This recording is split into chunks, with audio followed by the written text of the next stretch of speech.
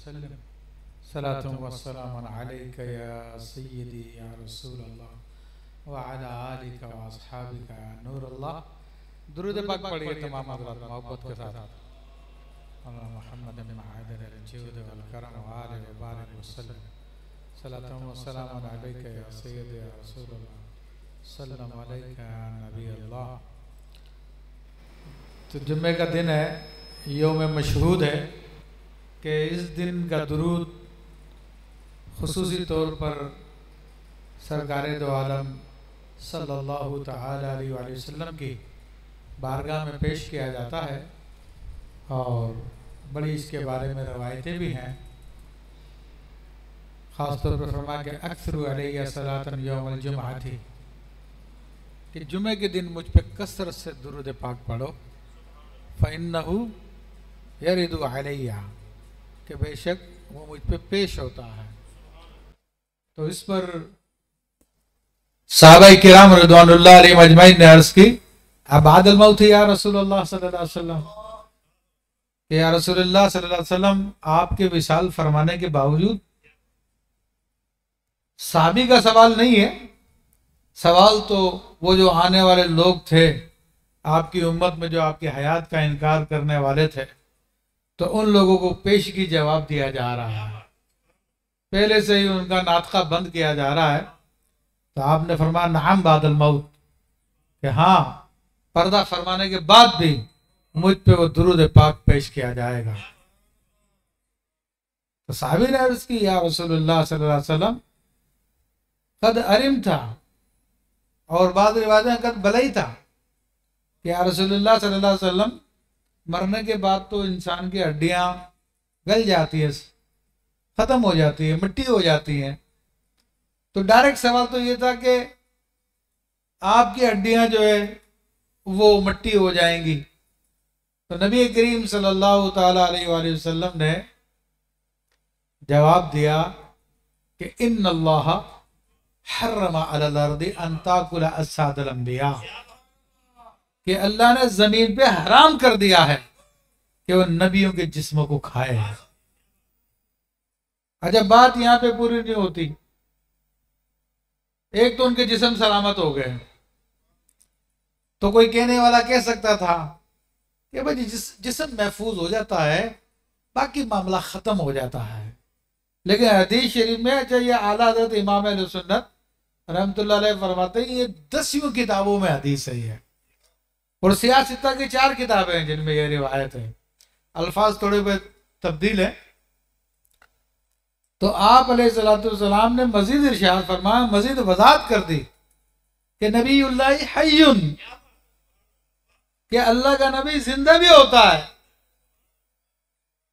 تو اب ایسے بھی لوگ بھی پیدا ہونے تھے تو جو کہتے ہیں کہ ہاں وہ زندگی ہے مگر ہمیں شعور نہیں ہے، وَلَكِنْ لَا تَشْعُرُونَ، کہ شہداء کو جس طرح زندگی ملتی ہے وَلَكِنْ لَا تَشْعُرُونَ، مگر تم اس کا شعور نہیں ہے۔ تو اللہ کے نبی صلی اللہ تعالی علیہ وسلم نے ایک روایت میں اس کا بھی جواب دے دیا ہے، وہ زندگی کیسی زندگی ہے، فرمایا کہ وَهُمْ يُرْزَقُونَ، کہ وہ زندگی ایسی زندگی ہے کہ ان کو رزق بھی پیش کیا جاتا ہے۔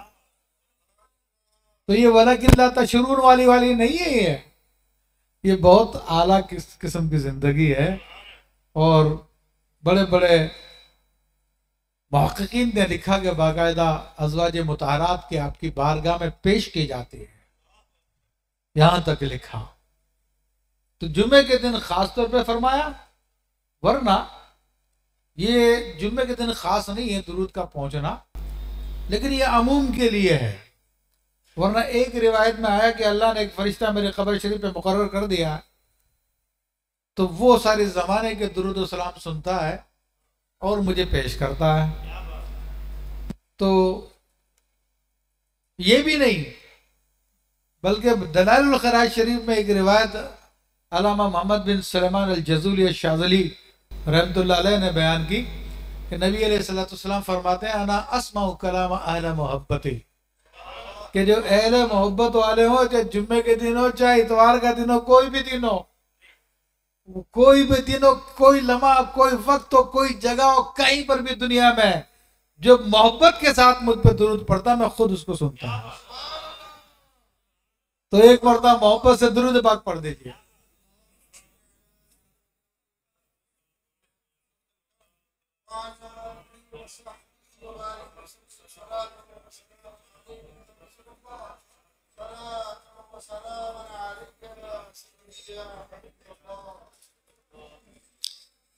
معزز حاضرین کرام، الحمدللہ یہ عظیم الشان اجتماع یہاں پر موجود ہے، اور ایک عظیم مقصد کے لیے پنجاب سے بلکہ پاکستان بھر سے علماء کرام، مفتیان کرام، خطبہ اعظام، محدثین اور مختلف فنون کے ماہرین الحمدللہ یہاں پہ تشریف لائے ہوئے ہیں. اور کسی جگہ پر اتنی سرکار دو عالم صلی اللہ علیہ وسلم کے وارثین کا جمع ہو جانا تو یہ اس جگہ کے لیے بھی بڑی سعادت کی بات ہے، اہل محلہ کے لیے بھی بڑی سعادت کی بات ہے کہ الحمدللہ سرکار دو عالم صلی اللہ علیہ وسلم کے سچے وارثین اس وقت آپ کے درمیان میں موجود ہیں، کہ اللہ کے نبی صلی اللہ علیہ وسلم نے اپنا وارث کسی رشتہ دار کو نہیں فرمایا، کسی قریبی کو نہیں فرمایا، بلکہ فرمایا کہ میری امت کے علماء وہ میرے وارث ہیں. تو یہ نبی علیہ الصلوۃ والسلام کے وارث یہاں پہ جمع ہیں، اور عظیم الشان دعا جس کا شہرہ دنیا کے کونے کونے میں تک پہنچ چکا ہے، مشرق مغرب شمال و جنوب ہر طرف اس دعا کو پڑھا جاتا ہے، اور پیران اعظام اولیاء کرام اس کی اجازتیں لیتے ہیں. یعنی میری مراد دعائے حزب البحر شریف ہے کہ اس عظیم دعا کا ورد کے لیے یہاں پر جمع ہوئے ہیں. اور یہ عظیم الشان دعا کی فضیلت تو انشاءاللہ کچھ میں آج شام کو بھی ذکر کروں گا آپ کے سامنے، ورنہ اس کی فضیلت بے شمار ہیں. اور یوں سمجھ لیجئے کہ ہر سلسلے میں اس دعا کو پڑھا جاتا ہے اور اس دعا کا فیض لیا جاتا ہے. اور مشہور بزرگ حضرت سیدی گیسو دراز جانے جانا گیسو دراز رحمۃ اللہ علیہ ارشاد فرماتے ہیں کہ جو اس دعا کو 1000 دفعہ پڑھ لے وہ اولیاء کرام کی فہرست میں داخل ہو جاتا ہے. تو ایسی عظیم الشان دعا کے ورد کے لیے یہاں پر الحمدللہ احباب موجود ہیں. اور تو میں نے چاہا کہ وہ دعا جس عظیم ہستی کے ذریعے اس امت کو ملی ہے تو آج ان کا تذکرہ کیا جائے، آج ان کا ذکر کیا جائے. میری مراد حضرت قطب الاقطاب غوث الاغواس زمزم الاسرار معدن الانوار، طریقت کے چھپے نشانوں کو ظاہر کرنے والے، اللہ کی بارگاہ میں اللہ کے سامنے لوگوں کو پہنچانے والے، مریدین کے دلوں کا قبلہ، سالکین کے عظیم رہنما حضرت امام ابو الحسن علی الشاذلی رحمۃ اللہ تعالیٰ علیہ کا تذکرہ کیا جائے کہ آپ کا لقب تقی الدین ہے اور آپ کی کنیت ابو الحسن ہے اور آپ کا نام نامی اسم گرامی علی ہے، اور آپ کے کو جو خدا کی بارگاہ سے لقب آپ کو ملا ہے وہ شاذلی ہے. یہ عظیم ہستی، ان کے مرتبے کا ہم اندازہ نہیں کر سکتے کہ آپ کو شاذلی کا لفظ، شاذلی کا جو خطاب ہے وہ براہ راست اللہ تعالیٰ نے آپ سے کیا. اور جب اللہ نے آپ سے فرمایا کہ انت شاذلی، تو اس پر امام شاذلی رحمۃ اللہ علیہ نے عرض کی، شاذلہ اصل میں ایک علاقہ تیونس میں، وہاں پر امام شاذلی رحمۃ اللہ علیہ نے اللہ تعالیٰ کی عبادت کی. وہاں پہ جبل زغوان ہے، تو وہ بھی ایک پھر لمبی باتیں ہیں، بہت واقعات ہیں اس کے اندر، بڑی آپ کی کرامتیں ہیں کہ وہاں پہ آپ سورہ انعام پڑھتے تھے تو جب وجد میں آئے تو جدھر ہلتے تھے تو پورا پہاڑ بھی ادھر ہلتا ہے. رکتے تھے تو پہاڑ رک جاتا تھا. تو وہاں پر آپ کچھ عرصے ٹھہرے ہیں شاذلہ میں. تو آپ نے عرض کیے میرے رب نہ تو میں شاذلہ میں پیدا ہوا اور نہ ہی میں یہاں پر زیادہ عرصے رہا. لما سمیتنی الشاذلی، تو نے مجھے شاذلی کیوں فرمایا؟ تو رب نے فرمایا انت الشاذ لی. یہ علماء کرام اس کو سمجھتے ہیں، شاذ کہتے ہیں منفرد کو، یگانہ روزگار کو، وحید اثر کو، فرید دہر کو، یکتا روزگار کو، یعنی جو زمانے میں سب سے منفرد ہو. تو اللہ نے فرمایا میں نے تمہیں شاذلی نہیں کہا، بلکہ تم میرے لیے خاص چنے ہوئے میرے بندے ہو جو خاص میرے لیے ہو. اللہ اکبر، جاری رہے گا. تو اس لیے آپ کو شاذلی کہا جاتا ہے.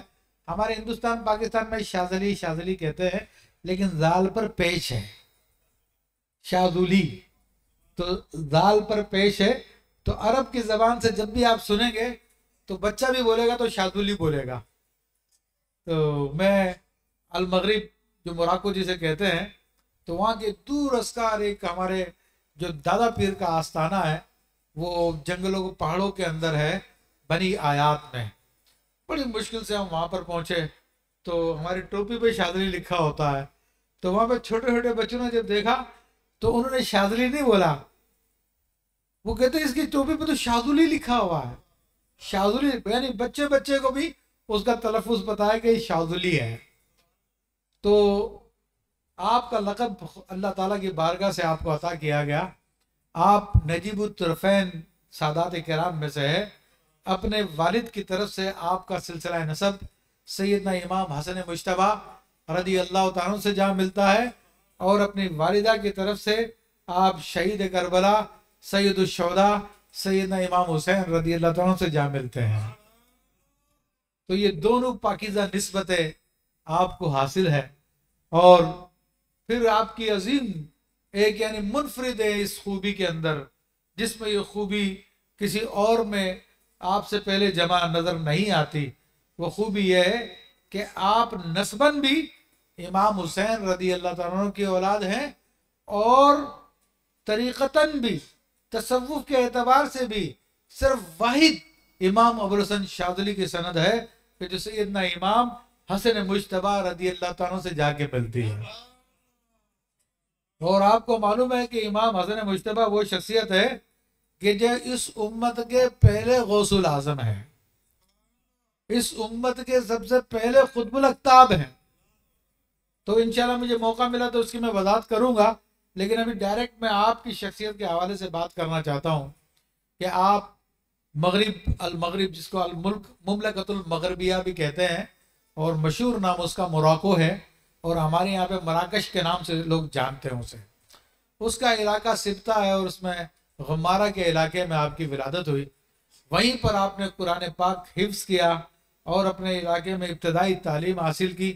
اور اس کے بعد وہاں سے جو بڑا شہر تھا، جو آج بھی بڑا ایک شہر فاس، یہ سمجھ لیجیے کہ جس طرح ہمارے یہاں پہ ملتان شریف کو مدینۃ الاولیاء کہا جاتا ہے، تو وہاں پر بھی وہ فاس مدینۃ الاولیاء ہے. اور اس کی بلکہ ملتان شریف میں اتنے اولیاء کرام نہ ہو جتنے اولیاء کرام وہاں پر ہے. تقریباً حضرت مولانا سید جعفر قطانی رحمۃ اللہ تعالیٰ علیہ نے ایک کتاب لکھی ہے سلوۃ الانفاس فی من اقبرا فی الفاس من الاولیاء والعلماء، کہ یعنی کتنے علماء اولیاء اس فاس کی سرزمین میں دفن ہے. تو 4000 سے زائد تو انہوں نے بیان کیے ہیں کہ اتنی وہ مقدس زمین ہے.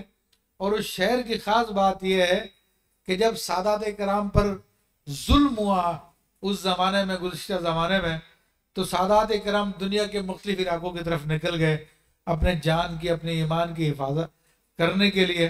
اسی زمانے میں آپ دیکھیں کراچی کے اندر جو بزرگ عبداللہ شاہ غازی رحمۃ اللہ تعالیٰ علیہ، یوں سمجھیے کہ ہندوستان پاکستان کی جو سب سے بڑی روحانی شخصیت ہے، جو سب سے بڑے بزرگ ہے عبداللہ شاہ غازی رحمۃ اللہ علیہ. کیونکہ عبداللہ شاہ غازی رحمۃ اللہ علیہ کا زمانہ وہی ہے جو کہ امام سیدنا موسیٰ کاظم رضی اللہ تعالیٰ عنہ کا زمانہ ہے، کیونکہ وہ امام حسن کی اولاد میں سے ہیں اور یہ امام حسین کی اولاد میں سے ہیں، یعنی اوپر سے امام حسن حسین رضی اللہ تعالیٰ کے بیٹے زین العابدین ہیں، تو امام حسن مجتبیٰ رضی اللہ تعالیٰ کے بیٹے حسن مجتبیٰ ہیں، ان کے بیٹے امام باقر ہیں، تو ان کے بیٹے محمد ابراہیم اور نفس زکیہ ہیں، اور ان کے بیٹے امام موسیٰ کاظم رضی اللہ تعالیٰ عنہ ہیں، تو ان کے بیٹے حضرت عبداللہ شاہ غازی رحمۃ اللہ تعالیٰ علیہ ہیں۔ تو یہ اس پائے کے اماموں میں سے بزرگ ہیں، تو یہ مختلف علاقوں میں چلے گئے تھے۔ تو اسی طرح حضرت حسن رضی اللہ تعالیٰ کے اولاد میں سے شیخ ادریس الاکبر جو کہ پڑپوتے یا بعد کے ہیں، وہ شہر فاس میں آ گئے تھے، اور شہر فاس نہیں تھا اس زمانے میں، انہوں نے وہ فاس آباد کیا تھا، اور ان کا آباد کیا وہ شہر فاس ہے جہاں پر امام شاذلی نے اپنی تعلیمات حاصل کی اور علم دین میں اتنی قابلیت حاصل کی کہ آپ مناظرے کے قابل ہو گئے۔ پھر اللہ تبارک و تعالیٰ نے آپ کے دل کو اپنی عبادت کی طرف مائل فرمایا، تو آپ اپنے زمانے کے ایک شیخ محمد بن حرازم رحمۃ اللہ علیہ سے مرید ہوئے اور ان سے فیض حاصل کیا۔ اچھا، یہ بھی میں آپ کو بات بتا دوں کہ ہمارے یہاں پر چونکہ پیری مریدی ایک بت پرستی کی حیثیت اختیار کر گئی ہے، اور ہر مرید کو پیر یہ تعلیم دیتا ہے کہ دیکھ بس ادھر سے مت ہلیو، تم کسی اور کی طرف مت دیکھیو، تم اگر تو دیکھے گا تو پھر تو برباد ہو جائے گا، تیرا کام خراب ہو جائے گا۔ اور بزرگان دین کو اگر آپ دیکھیں، خود حضور غوث پاک رضی اللہ تعالیٰ کو دیکھیں، 5-6 پیر تو ان کے بھی ہیں،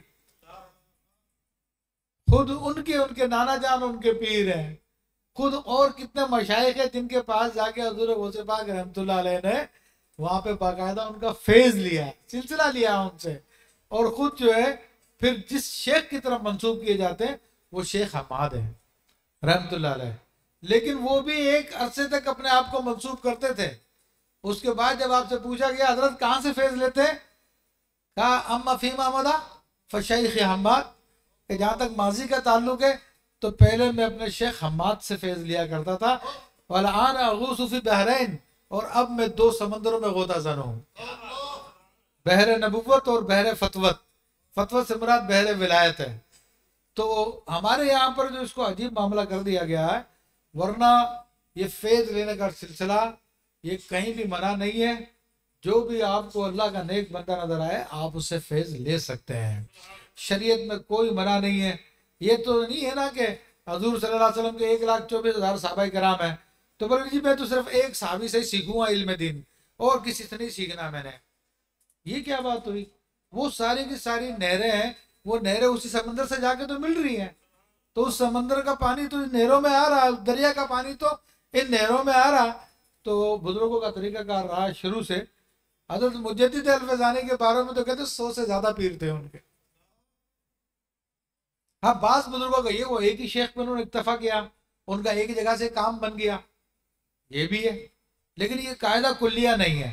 تو امام شاذلی رحمۃ اللہ نے ابتدا میں حضرت شیخ محمد بن علی حرازم رحمۃ اللہ علیہ سے فیض لیا، پھر آپ کے دل میں خواہش پیدا ہوئی کہ میں اپنے زمانے کے غوث سے بیعت ہوں گا، تو آپ پھر نکلے وہاں سے اور دنیا کے مختلف علاقوں میں سیاحت کی، مختلف آپ کو مشائخ ملے جن میں 6 مشائخ کا ذکر آتا ہے آپ کے، جن سے آپ نے باقاعدہ فیض لیا، جن میں حضرت ابو الفتح واسطی رحمۃ اللہ تعالیٰ علیہ جو امام رفاعی رحمۃ اللہ علیہ کے براہ راست خلیفہ تھے، ان سے بھی آپ نے فیض لیا۔ اسی طرح امام غزالی رحمۃ اللہ علیہ کا سلسلہ، ان سے بھی آپ نے فیض لیا۔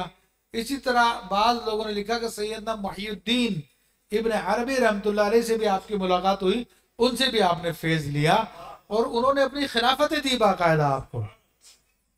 تو یہ بزرگوں سے ثابت ہے، لیکن بہرحال جب آپ تلاش کرتے کرتے بغداد شریف پہنچے تو شیخ ابو الفتح واسطی رحمۃ اللہ تعالیٰ علیہ انہوں نے کہا کہ تم قطب کی تلاش یہاں پہ کر رہے ہو، قطب تو خود تمہارے اپنے علاقے میں۔ پھر آپ واپس لوٹے اور واپس پھر آپ کو رہنمائی کی گئی، تو پتہ چلا کہ اس زمانے کے بہت بڑے بزرگ حضرت عبدالسلام ابن مشیش رحمۃ اللہ تعالیٰ علیہ جو علم ظاہر میں اچھا، شاذلیوں کی خاص بات یہ ہے کہ ان کے اندر جو بھی شیوخ ہوتے ہیں ان کی ولایت کا پردہ ہوتا ہے علم ظاہر، کہ وہ اپنے آپ کو ظاہری علوم کے اندر اس حیثیت سے پیش کر رہے ہوتے ہیں جیسے کہ وہ صرف ایک عالم دین ہے اور کچھ بھی نہیں ہے. تو عام طور پہ ان کا یہی طریقہ کار ہے. تو وہ اپنے زمانے کے اتنے بڑے عالم تھے کہ وہ اپنے وقت کے امام شافعی کہلاتے تھے، اور امام شافعی اتنے بڑے عالم دین گزرے ہیں کہ جن کے بارے میں بزرگ فرماتے ہیں جس نے کاغذ اور قلم کو ہاتھ لگایا اس کی گردن پہ امام شافعی کا احسان ہے. تو اتنے بڑے فقیہ آپ گزرے. تو یہ میں ایک مثال آپ کو دے رہا ہوں، ورنہ ہمارے سلسلے کے بڑے بزرگ ایک فقہ حنفی کے بڑے امام ہیں، امام کمال الدین بن حمام رحمۃ اللہ علیہ، جن کی جلالت علمی پوری دنیا پر روشن ہے. تو انہوں نے ایک مرتبہ اپنے استاد سے کہا کہ حضرت وہ اس زمانے کا قطب کون ہے؟ تو کہہ لیں اچھا میں تمہیں بتاؤں گا. تو خانہ کعبہ کا طواف کر رہے تھے، تو ان کے استاد نے کہا ذرا اوپر سر اٹھا کے دیکھو. جب سر اٹھا کے دیکھا تو وہ اپنا استاد جن سے وہ اکثر علم دین پڑھتے رہتے تھے وہ بہت بڑی کرسی لگا کے آسمان کو بھر کے بیٹھے ہوئے ہیں. تو کہہ لیں گے یہی قطب ہے اس زمانے کے. تو ان کو چکر سے آ گئے، کہہ لیں گے میں تو ان کو صرف استاد ہی سمجھتا رہا، مجھے کیا پتا کہ چھپے ہوئے اتنے بڑے ولی بھی ہیں. تو یہ شاذلیوں کی خاص بات ہے کہ وہ اپنے ولایت کو علم ظاہر میں چھپا کے رکھتے ہیں، ظاہر نہیں کرتے. بہرحال امام شاذلی رحمۃ اللہ علیہ فرماتے ہیں، کیونکہ بات ٹائم کم ہو جائے گا اور بات زیادہ ہے، تو آپ فرماتے ہیں کہ میں نے پہاڑ کے دامن میں وضو کیا، اور وضو کرنے کے بعد پھر نیت کی کہ میرا علم و عمل بھی یہیں پہ چھوڑ کے جا رہا ہوں. کہ اصول یہی ہے کہ بندہ جب تک خالی نہ ہو نا اس میں کچھ ڈالا نہیں جا سکتا. تو امام شاذلی رحمۃ اللہ علیہ نے اپنے آپ کو خالی کیا، اور اوپر جب پہاڑ پہ چڑھے تو اچانک وہ شیخ عبدالسلام ابن مشیش رحمۃ اللہ تعالیٰ علیہ سامنے آ گئے. تو ان کو سلام کیا امام شاذلی رحمۃ اللہ علیہ نے. تو انہوں نے آپ کا جواب دیا وعلیکم السلام یا علی بن عبداللہ بن عبد الجبار بن فلاں بن فلاں بن فلاں بن فلاں، یہاں تک کہ رسول اللہ صلی اللہ علیہ وسلم تک پورا شجرہ نسب بیان کر دیا. تو آپ حیران رہ گئے کہ میری زندگی میں پہلی ملاقات ہو رہی ہے، میرا پورا شجرہ نسب بیان کر دیا. تو ابھی حیرانی ختم نہیں ہوئی تھی تو شیخ مسکرا کے فرماتے ہیں کہ اپنا علم و عمل نیچے چھوڑ آئے ہو، کہا مجھ پہ تو ہیبت طاری ہو گئی. پھر شیخ کی خدمت میں چند مہینے آپ رہے ہیں، بعض کہتے 6 مہینے، بعض کہتے 8 مہینے، بعض نے کہا 2 سال. بس اس تھوڑے عرصے میں انہوں نے آپ کو کامل کیا اور نہ جانے کتنے علوم آپ کو عطا فرمائے، اور اس کے بعد فرمایا کہ جاؤ اب تم. پھر پوری زندگی میں جو کچھ پیش آنا تھا وہ ان کو بتا دیا کہ تمہارے ساتھ یہ معاملہ ہوگا، لیکن تم مشرق و مغرب کے کتب بنو گے، یعنی تم دنیا بھر کے زمانے کے کتب بنو گے، قطب الاقطاب بنو گے، اور تمہارے ہاتھ پر اللہ تبارک و تعالیٰ 40 صدیقین کی تربیت فرمائے گا. المختصر یہ کہ امام شاذلی رحمۃ اللہ علیہ اپنے پیر سے، اور پیر کا بھی مرتبہ آپ کو بتاؤں کیا مرتبہ ہے، لیکن بات پھر اور طرف چلی جائے گی. وہ پیر بھی کتنے عظیم مرتبے والے ہیں، بعد میں انشاءاللہ ذکر کروں گا، بہت بڑا مقام ہے آپ کا. تو امام شاذلی رحمۃ اللہ علیہ پھر وہاں سے نکلے ہیں. پھر راستے میں آپ کو سختیاں آئیں، آپ کو پریشانیاں آئیں جو پیر صاحب نے پہلے بتا دی تھی، لیکن آپ نے اس پہ صبر کیا، کیونکہ ہر زمانے میں علماء کے اولیاء کرام کے مخالفین ہوتے ہیں. تو آپ کے خلاف بھی لوگوں نے پروپیگنڈا کیا اور لوگوں کو بھڑکایا، اپنے زمانے کے بادشاہوں کو بھڑکایا، اور لیکن ہر جگہ وہ لوگ ناکام ہوئے. آپ کے بارے میں ڈس انفارمیشن جس کو کہتے ہیں نا، جس طرح آج کل ہمارے یہاں پہ بھی کوئی بڑی تنظیم پر کوئی اعتراض کر دے تو وہ اعتراض سچا ہوتا ہے جس کا ان کو جواب دینا ہوتا ہے، لیکن وہ اس کا جواب نہیں دے سکتے. تو چونکہ ان کی ٹیم بہت بڑی ہوتی ہے، مختلف جگہوں میں پھیلی ہوتی ہے، تو ان کو کوئی جھوٹی خبر دے دیتے ہیں، وہ ہر جگہ میں اس آدمی کے بارے میں پھیلانا شروع کر دیتے ہیں. تو عام یہ ایک عام طریقہ کار ہے دنیا کا. تو امام شاذلی کے ساتھ بھی یہ ہوا. تو تیونس کے بادشاہ نے جب آپ کو بلایا تو اس کو کان بھر دیے تھے کہ یہ تمہاری حکومت پہ قبضہ کر لے گا، اور یہ اپنے آپ کو جو ہے گدھے بیچنے والا آدمی ہے، اور یہ اپنے آپ کو جو ہے حسنی سادات کہتا ہے، اور یہ تمہاری حکومت پہ قبضہ کر لے گا. تو بادشاہ کو تھوڑا ڈاؤٹ ہوا، تو بادشاہ پردے کے پیچھے چھپ گیا اور اس نے امام شاذلی کو بلا کر اور جتنے اعتراض کرنے والے تھے ان کو بلا کے بٹھا دیا، کہا کہ اس سے گفتگو کرو۔ وہ چھپ کے ساری گفتگو سنتا رہا۔ سیدنا قطب الاقطاب تو وہ عظیم شخصیت تھے کہ علم ظاہر میں آپ نے ان کو خاموش کر کے رکھ دیا۔ تو بادشاہ پھر نکل کے سامنے آیا، کہنے لگے جس کے بارے میں تم کہہ رہے ہو کہ یہ زندیق ہے، یہ تو بہت بڑا ولی ہے اللہ کا، اور کہا کہ ابن برہ تو کبھی بھی اس پہ قابو نہیں حاصل کر سکتا۔ یہاں سے آپ نکلیں تو پھر بادشاہ وہ بڑا پریشان ہو گیا کہ میرا ملک چھوڑ کے جا رہے ہیں اتنا بڑا ولی۔ تو بہرحال آپ وہاں سے نکلے، حج کے لیے نکلے، اور حج سے پھر واپس آئے تو وہاں پر ابو العباس مرسی رحمۃ اللہ علیہ جو آپ کے جانشین و خلیفہ ہیں، وہ اس وقت ہوں گے 18-19 سال کے، وہ آپ سے ملے تو آپ نے فرمایا کہ ابو العباس 20 سال سے تمہارا انتظار کر رہا تھا میں، آج تم مجھے ملے ہو۔ ان کو ساتھ لے کر پھر آپ اسکندریہ تشریف لے گئے۔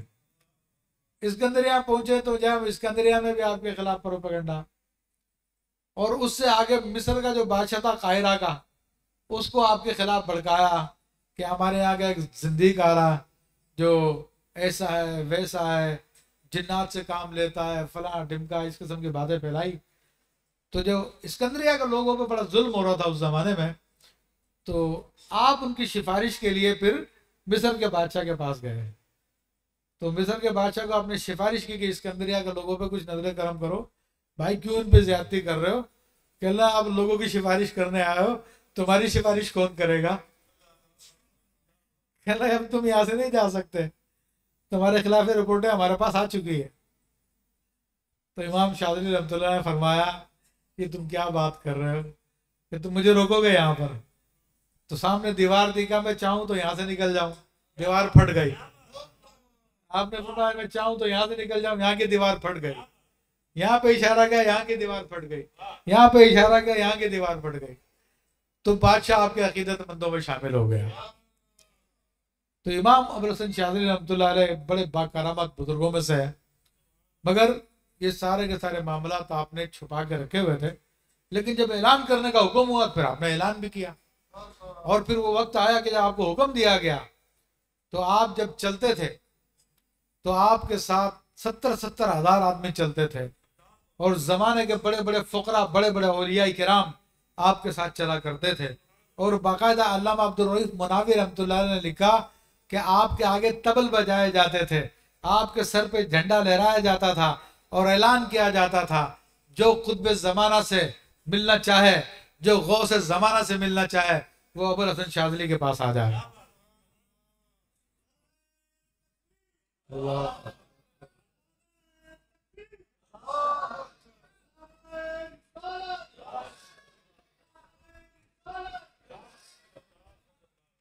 پھر ایک زمانہ آیا، آپ کو حکم دیا گیا کہ آپ بولیں، پھر آپ نے کہا، اولیاء کی موجودگی میں کہا، لوگوں کی موجودگی میں کہا، قدمی حاضری علی جبہۃ کل ولی اللہ، میرا یہ قدم اللہ کے ہر ولی کی پیشانی پر ہے۔ آپ نے یہ قول بیان کیا اور لوگوں نے تسلیم کیا، اور اس وقت حضور غوث پاک رحمۃ اللہ علیہ کے خلیفہ خاص حضرت ابو سعید قیلوی رحمۃ اللہ علیہ موجود تھے۔ ان سے جب پوچھا گیا تو انہوں نے کہا کہ ابو الحسن شاذلی نے جو کچھ کہا یہ اپنی مرضی سے نہیں کہا، ان کو حکم ہوا ہے، یہ قطبیت کی زبان ہوتی ہے، اور جب اس کو حکم دیا جاتا ہے تو اس کو بولنا پڑتا ہے۔ کہ بعض کتب وہ ہوتے ہیں جن کو حکم دیا جاتا ہے خاموش ہو جاؤ، تو ان کو خاموشی کے علاوہ کوئی چارہ کار نہیں، اور بعض وہ ہوتے ہیں جن کو کہا جاتا ہے کہ بولو، تو ان کو بولے بغیر کوئی چارہ کار نہیں۔ پھر علامہ عبد القادر مغیثل رحمۃ اللہ علیہ جو 9ویں صدی ہجری کے بڑے بزرگ ہیں، اپنی کتاب القواکب الظاہرہ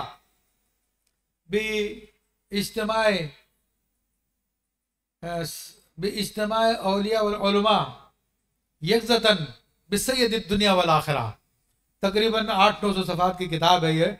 اس کتاب کے اندر آپ رحمۃ اللہ بیان کرتے ہیں کہ پھر حضرت امام شاذلی رحمۃ اللہ علیہ سے ابو سعید قیلوی رحمۃ اللہ علیہ اور شیخ علی بن حیتی جو اعلیٰ سرکار غوث پاک کے خلیفہ ہیں، انہوں نے فرمایا کہ حضرت جس شان سے آپ نے یہ بات کہی ہے کیا آپ کے بعد بھی کوئی آنے والا ہے، کوئی اس شان سے بات کرنے والا؟ تو آپ نے پھر ارشاد فرمایا کہ راز ہوتے ہیں، ان رازوں کو بولنے سے منع کیا جاتا ہے۔ تو آپ نے یہ ان کو جواب دیا۔ پھر آپ رحمۃ اللہ علیہ کی عجیب شان ہے کہ عجیب معاملات ہیں آپ کے، کہ آپ فرماتے ہیں کہ اللہ تبارک و تعالیٰ نے مجھ سے فرمایا کہ اے ابو الحسن، جو تمہیں محبت و تعظیم کی نگاہ سے دیکھے گا اور تمہارے دیکھنے والے کو محبت و تعظیم کی نگاہ سے دیکھے گا تو وہ کبھی بدبخت نہیں رہے گا، اور اگر تم چاہو تو کہہ سکتے ہو قیامت تک تمہارے سلسلے والوں کو جو محبت و تعظیم کی نگاہ سے دیکھے گا وہ کبھی بدبخت نہیں رہے گا۔ آپ خود فرماتے ہیں کہ مجھے ایک رجسٹر دیا گیا جس میں قیامت تک میرے مریدین کے نام تھے، اور ان میں سے کوئی بھی اہل نار نہیں، سب کے سب جنتی تھے۔ آپ رحمت اللہ تعالیٰ علیہ کو اللہ تبارک و تعالیٰ نے وہ تصرفات عطا فرمائے، وہ معاملات آپ کو عطا فرمائے کہ ایک مرتبہ دمنہور نامی ایک شہر تھا، وہاں پر آپ واز فرما رہے تھے اور بڑا زبردست آپ کلام فرما رہے تھے، تو وہاں پر ایک ولی کامل بھی بیٹھا ہوا تھا۔ امام ابو الحسن شاذلی رحمۃ اللہ علیہ گفتگو میں بار بار کہتے تھے میرے دادا دان، میرے نانا جان رسول اللہ صلی اللہ علیہ وسلم نے فرمایا، میرے نانا جان رسول اللہ صلی اللہ علیہ وسلم نے مجھ سے یہ فرمایا۔ اچھا یہ میں آپ کو بتا دوں کہ اس امت کے اولیاء کرام میں آپ کی ایک نرالی شان ہے کہ آپ نے یہ دعویٰ کیا ہے کہ واللہ لو حجب عنی رسول اللہ صلی اللہ علیہ وسلم طرفت عین ما عادت نفسی من المسلمین، کہ اللہ کی قسم اگر رسول اللہ صلی اللہ علیہ وآلہ وسلم ایک لمحے کے لیے میری نگاہوں سے اوجھل ہو جائیں میں اپنے آپ کو مسلمان شمار نہ کروں۔ ایسی حضوری آپ کو تھی کہ ہر وقت رسول اللہ صلی اللہ علیہ وسلم کا دیدار کرتے تھے، اور یہ آپ کے سلسلے میں بھی جاری ہے یہ سلسلے۔ تو آپ نے جب خطاب کیا اور وہ ولی جو تھا وہ کہنے لو جی نانا جان نے تو پردہ فرمایا ہوا، کئی سو سال گزر گئے اور یہ کہہ رہے ہیں کہ جناب میری ان سے بات ہوئی اور حضور نے یہ فرمایا، حضور نے یہ فرمایا، تو وہ اٹھ کر چلا گیا۔ دیکھو ولایت کی اپنی اپنی جہتیں ہوتی ہے، ٹھیک ہے نا؟ تو ایک ولایت محمدی والے ہوتے ہیں ان کی شان الگ ہوتی ہے، اور ایک وہ دوسری بھی ولایت کی قسم ہوتی ہے، ان کے وہ معاملات نہیں ہوتے جو ان کے معاملات ہوتے ہیں، کیونکہ یہ ڈائریکٹ سرکار دو عالم صلی اللہ علیہ وسلم کے ساتھ ہوتے ہیں، وہ توحید کے اندر غم ہوتے ہیں دوسری طرف، تو یہ توحید اور رسالت دونوں میں غوطہ کھا رہے ہوتے ہیں۔ تو وہ ناراض ہو کے چلے گئے، اور وہاں پہ قریب ہی ایک شیخ مجاہد نامی بزرگ تھے، ان کا آستانہ تھا، زاویہ تھا، وہاں پہ جا کے رات کو سو گئے۔ تو سوتے ہیں تو خواب میں رسول اللہ صلی اللہ علیہ وسلم کی زیارت ہوئی، اور سرکار دو عالم صلی اللہ علیہ وسلم فرما رہے ہیں کہ فلانے شخص میرے بیٹے ابو الحسن علی شاذلی نے جو کہا تو نے اس کی تصدیق نہیں کی، اس نے جو کچھ کہا میں نے اس سے کہا تھا۔ ایک دم سے اس کی آنکھ کھل گئی، اور رات کا ٹائم تھا۔ اس نے شیخ مجاہد سے کہا مجھے امام شاذلی کے پاس لے جاؤ۔ اس نے کہا کہ بھی رات کا ٹائم ابھی نہیں ہے۔ کہا نہیں، جائے بغیر کوئی چارہ کار نہیں ہے۔ بہرحال وہ رات میں لے کے پہنچے، انہوں نے جب جیسے پہنچے امام ابو الحسن شاذلی رحمۃ اللہ علیہ کی خدمت میں، تو امام نے فرمایا دیکھ کر ہاں اب مانتے ہو، جب تمہیں بتا دیا گیا اس سے پہلے تصدیق نہیں کرتے۔ فرمایا کہ اللہ کی قسم فوراً اس شہر سے نکل جاؤ ورنہ میں تمہاری ولایت سلب کر لوں گا۔ تو ولایت کا سلب کرنے کا اختیار بھی آپ کے ہاتھ میں ہے، بلکہ آپ فرماتے ہیں قیامت تک جتنے اولیاء کرام آئیں گے ان سب کی پیشانی میرے قبضے میں دے دی گئی ہے۔ یہ امام شاذلی رحمۃ اللہ علیہ کا فرمان ہے۔ تو عزیزان محترم، آپ کے مراتب کو بیان کرنا کوئی آسان کام نہیں ہے، تھوڑے وقت میں آپ کا تعارف کرانا کوئی آسان کام نہیں ہے، لیکن اتنا سمجھ لیں کہ امام ابو الحسن قطب الاقطاب غوث الاغواث امام شاذلی رحمۃ اللہ علیہ کی وہ شان ہے کہ کوئی سلسلہ آپ کے فیض سے اس زمانے میں مستغنی نہیں ہے۔ جو بھی تصوف کا سلسلہ ہے اس میں آپ کا فیض جاری و ساری ہے، بلکہ ولایت حاصل کرنے کا ذریعہ امام شاذلی رحمۃ اللہ علیہ کا وسیلہ ہے۔ حزب البحر شریف ہر سلسلے میں جاری ہے، چاہے کوئی بھی سلسلہ ہو، اور باقاعدہ کہہ کے دیا جاتا ہے مرید کو کہ یہ لے لے ولی ہو جائے گا تو ولی بننا تو امام شاذلی کی عطا سے ہی بننا ہے.